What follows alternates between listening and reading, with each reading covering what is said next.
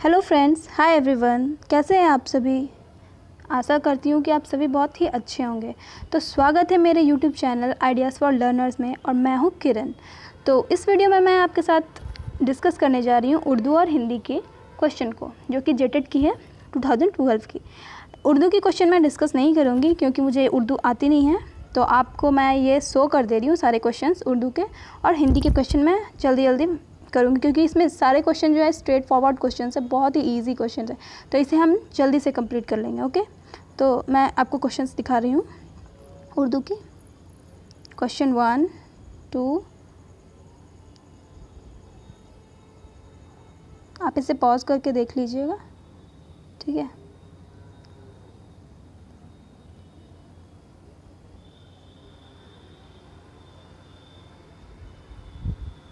अच्छा, मैं ये बता दूं कि इसके भी 15 क्वेश्चन आते हैं उर्दू के टोटल, और हिंदी के भी 15 क्वेश्चन होते हैं।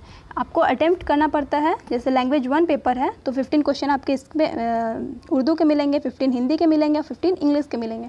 तो आपको दो सब्जेक्ट को आपको सेलेक्ट करना होगा, या तो उर्दू या फिर इंग्लिश, या फिर हिंदी या इंग्लिश, ठीक है। तो जो उर्दू के टीचर है वो उर्दू और इंग्लिश सेलेक्ट कर लीजिएगा। और नेक्स्ट जो है हिंदी, तो हिंदी की आ गई क्वेश्चन अब ये रही। तो फर्स्ट क्वेश्चन जो है वो पद्यांश है, ठीक है। जैसा कि मैंने इंग्लिश में बताया था कि प्रोज आता है, पोइट्री आता है, वैसे ही इसमें गद्यांश पद्यांश आता है। तो इतना बड़ा है ये, इसको जल्दी से पढ़ लेते हैं। छोटा सा मतलब शॉर्ट में ही है, तो इसमें पढ़ते हैं। चलिए। मैंने देखा एक बड़ा बरगद का पेड़ खड़ा था, उसके नीचे कुछ छोटे छोटे पौधे बड़े सुशील विनम्र देखकर मुझको यूँ बोले, हम भी कितने खुशकिस्मत हैं जो खतरों का सामना नहीं करते। आसमान से पानी बरसे, आगी बरसे, आंधी गरजे, हमको कोई फिक्र नहीं है। एक बड़े की वरद छत्र छाया के नीचे हम अपने दिन बिता रहे हैं, बड़े सुखी हैं, ठीक है। तो इस कविता में फर्स्ट क्वेश्चन जो है, इस कविता में बरगद किसका प्रतीक है, ठीक है। तो बरगद यहाँ पे क्या कर रहा है, छोटा छोटा जो पेड़ पौधा है यहाँ पे बताया गया है कि हम कितने खुशकिस्मत हैं, हमें खतरों का सामना नहीं करना पड़ता, ठीक है। वो सारे जो छोटे छोटे पौधे हैं, ठीक है ना, उसके नीचे है, बरगद के पेड़ के नीचे खड़े हैं, यहाँ पे लिखा हुआ है, ठीक है।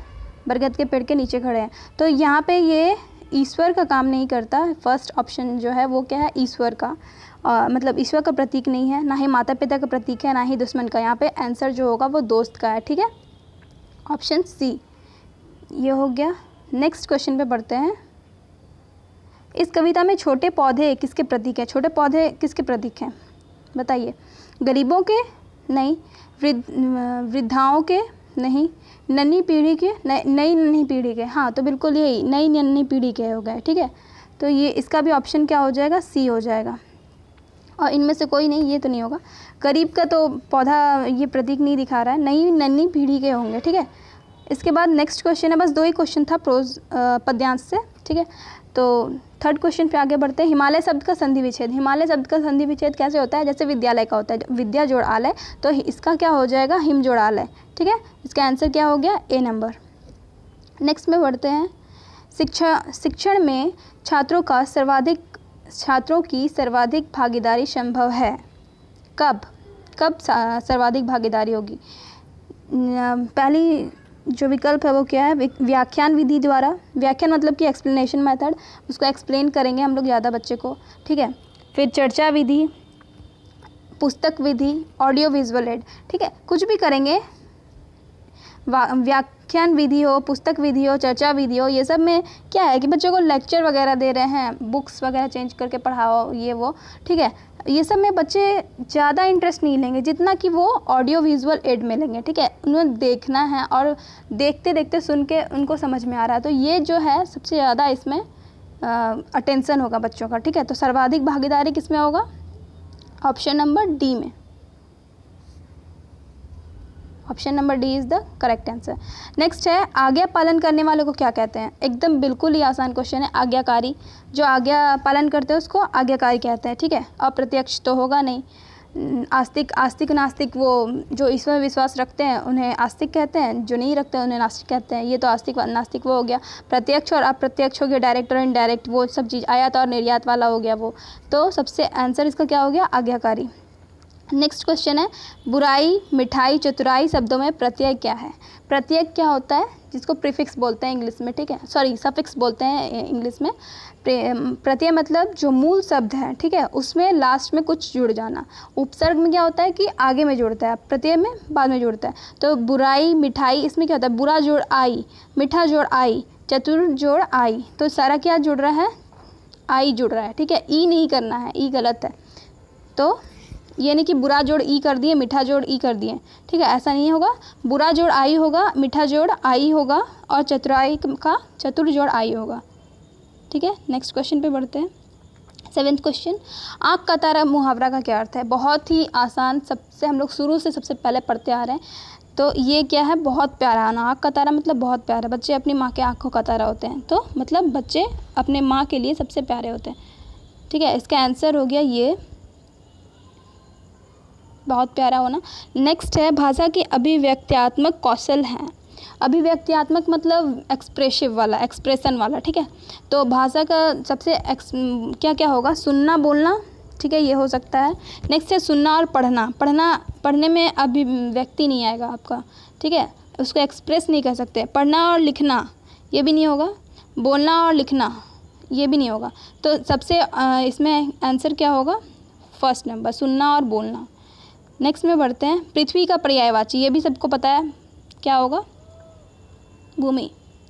भूमि होता है, धरती होता है, भू होता है, धरा होता है, ठीक है, बहुत सारी चीज़ होता है। गिरी मतलब क्या हो गया? पहाड़, पर्वत, सॉरी, ठीक है।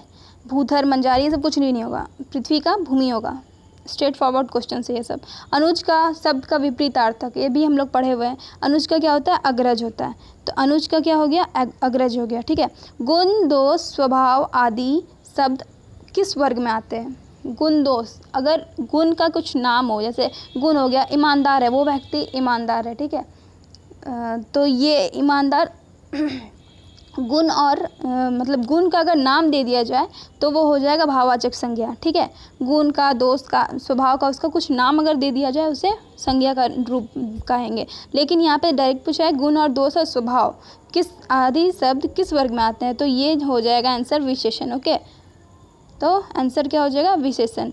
Next question, question number 12, Rohan tabla बजा रहा है।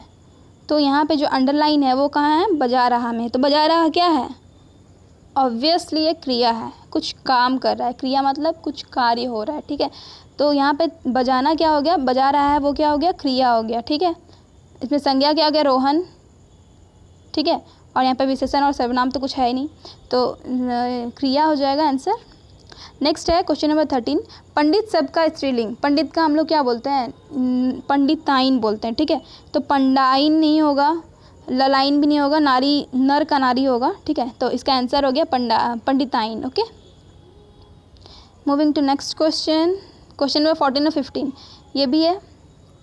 आपको हमेशा ये ध्यान रखना है कि आपके पास हर एक क्वेश्चन के लिए 1 मिनट से कम टाइमिंग है, ठीक है। तो आपके पास टाइम ज़्यादा रहे तो आप ये सब गद्यांश वगैरह पढ़ें, और नहीं तो इसे जल्दी जल्दी मतलब सबसे पहले कि आप ऑप्शंस मतलब क्वेश्चंस को देखें, क्वेश्चन से उसको सर्च करें ऊपर, ठीक है। तो फर्स्ट क्वेश्चन आप इसमें मैं पढ़ के सुना दे रही हूँ, उसके बाद मैं क्वेश्चन बताऊँगी। समाज में सभ्य बनकर रहने के लिए शिष्टाचार के नियम अवश्य जानना चाहिए और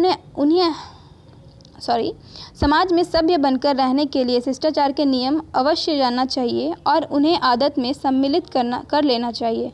यह भी ध्यान रखना चाहिए कि अलग अलग समाजों में शिष्टाचार के नियम भिन्न भिन्न हैं, यद्यपि उनके आधार प्रायः समान ही हैं।